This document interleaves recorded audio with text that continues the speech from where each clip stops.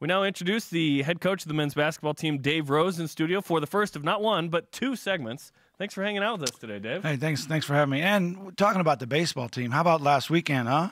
2 walk-offs, big wins, swept the series. I love the baseball program. I love baseball, period, and I love watching it. And the last time that I saw the Portland baseball field, it had 6 inches of snow on it. When we were up there to play our game with Portland, they had all the team out there rolling the snow and sticking it in the back of golf carts and hauling it off, dumping it in the parking lot. And they had put it in not very strategic positions, and so our bus tried to get out that way, and we had to back up and come out because the snow pot was piling up off of the baseball field. So hopefully the field's dry and clean, and our guys can go get a couple more wins. Now, some people know, but you played baseball in college, and were a pretty good hitter. Hit 421 at Dixie. And yeah. Didn't you play against the BYUJV team one time or something? Yeah, quite a few times actually, on our field down in Dixie, and then we played up here on the old Cougar Field when it looked a little different than it looks like now. No, it's very nice. But the thing, those were really fun days. In fact, I actually, before my mission, was contacted by a couple professional teams that about being drafted and if I would go play, and I had my mission call at the time. And so when I got back, I was a little bit the age issue was pretty significant to those major league guys. So ended up playing basketball. Do you ever think about if I had done this down that road? No, because I didn't really like baseball. I mean, what you really like is the games and playing. Batting practice is awful, And I know Mike keeps it all going, and it's pretty exciting. But our practices, they'd get to be pretty long. All I could think about during batting practice when I was out there shagging balls was, if I could get in the gym and what kind of run was going on and who the guys were that were there. So, but I love watching it. I think it's especially live. It's not a coincidence that your offenses have generally been up tempo because that's the way you are. You're not the slower tempo of batting practice, right? Yeah. It's the 10 minutes where you're in the cage or in the box, or the guys are throwing that's fine, and then all the other stuff is good when you're practicing all your defensive drills and stuff. But just shagging balls, that's pretty tough. Yeah. Let's talk about BYU. The next segment we're going to talk about West Coast Conference scheduling and tournament format differences and your role kind of in heading the head coaches with that. But you had the banquet the other night. It's kind of the bow on the season. How'd you feel the season went, and what were you pleased with? Well, it was a great year for these guys because they had a unbelievable brotherhood. And, that was pretty much the message from all the guys that spoke at the banquet of how much they enjoyed each other during the season. And, to the fans and to the media, you see a very small part of an entire 7-month, season that we go through and in those games. And that's obviously the most important part. But what these guys will remember is really important to me and pretty significant. And I just loved the group of guys, how they, stayed together, a lot of challenges. Wasn't the team that we thought we would have, and everyone thought that we were just going to be awful. And then we started winning, and everyone said, oh, these guys are really good. And then we lost a few and said, oh, they're awful, And so they dealt with all those things and, came up with for the most part, a really successful year with some really big wins. One of the things that really stood out to me at the banquet, and you were talking about all the accolades and the 24 wins and how pleased you were with what took place, but yet you wanted more. That was the goal. You guys were working for more. How do you define more? I think we all want more. I think we all want to, we want to win a regular season conference tournament. Championship. We want to win a conference tournament. We want to, get to the NCAA tournament. We want to advance in that tournament. I think that, those are goals that we set every year, and it's getting more difficult and difficult for teams in our area to get invited to that tournament. And so what you have to do now is those 3 days, 4 games, and how many games there are. Some teams are going to play 2, some are going to play 5, the way it's all set up now.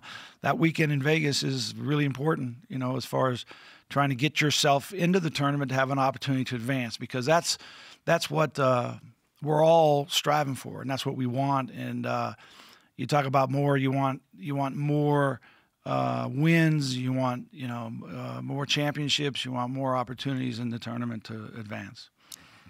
You've had great success here at BYU in the 13 seasons, and people got excited about that. Do you care what the fans expect about your teams in the given year? They don't expect nearly as much as we do.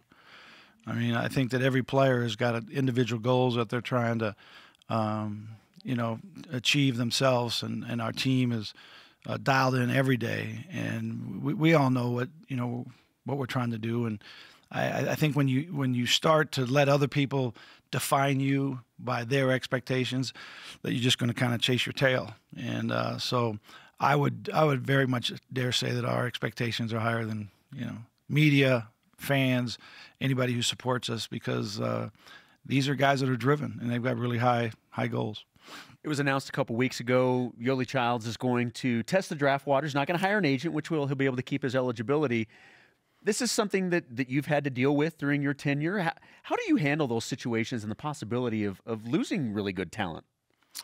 Well, that's probably turned into another one of our major challenges. I mean, obviously missions is number one challenge, and then this has become maybe 1A, because you get these guys that are perform and have really good players. They get in this BYU atmosphere, and they become stars in their own right, and kind of have their own brand because of all this notoriety that we have, and so they want to figure out, okay, I understand where I fit in this world here at BYU, but where do I fit in, maybe in a national stage and on that next level? And so they want to, go investigate it and see how it plays out for them. And the rules and the timelines are the difficult things, because you're in a position where if your player just decides that he's going to stay in, it's a tough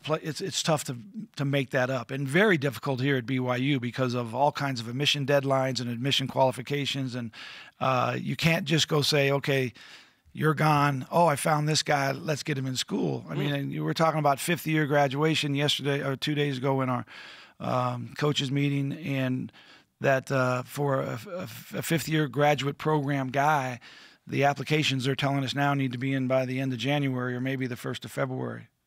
I mean, are you kidding me? Really? Are you kidding me? Those guys are still playing for their team.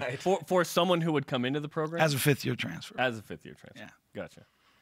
Speaking of, their transfers is a thing it's only getting bigger. It's not getting smaller. And there's some discussion of, okay, should we let anybody transfer whenever they want, depending on GPA and whatnot? Your thoughts on kind of that conversation? Well, but back at the Final Four where we had our head coaches conference meeting, and I mean the head coaches meeting for the country, that was quite a discussion, and the transfer committee.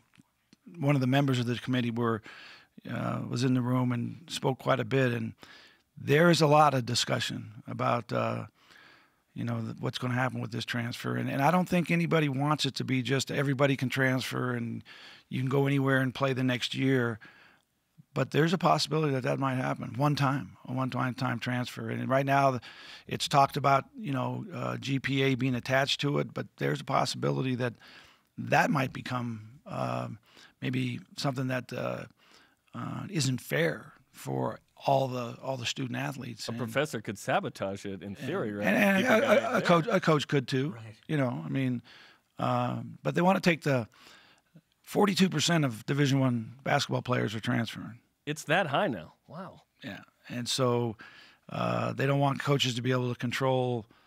This is where you can go. This is where you can't go.